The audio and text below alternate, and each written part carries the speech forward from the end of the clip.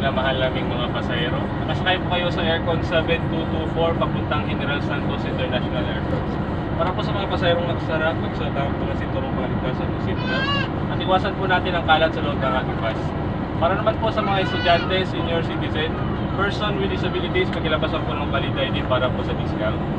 Reminders lang po para po sa lahat ng minamahal naming mga pasahero. In case of emergency, pwede po nating basagin ang bintanang salamin gamit po ang glass breaker na makikita sa left and right portion sa pangalawa at pampitong upuan. Manatili po tayong kalmado at huwag po tayong magpanik para iwas disgrasya or stampede.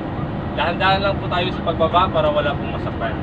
Pinapaalam po namin na meron na po tayong online booking sa biyaheng Coronadal City papuntang General Santos International Airport and vice versa. Just visit I1Seat website or MP Digital App.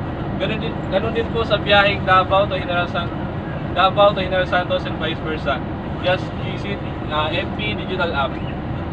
Ako po inyong lingkod, Archie de la Cruz, ang ating pong safety driver, Mr. Ronald Pavilion. Maraming salamat po. Have a nice trip and God bless. Yan ang aking pinakababong konduktor. Yan. Kaway-kaway. Sir, sir.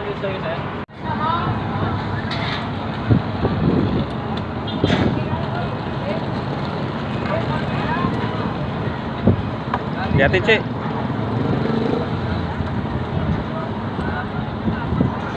Pagkuy.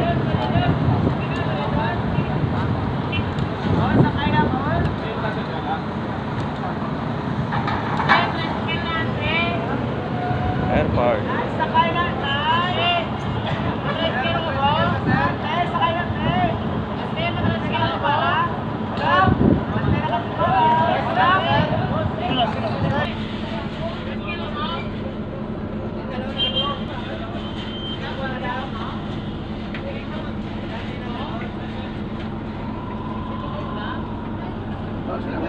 Okay.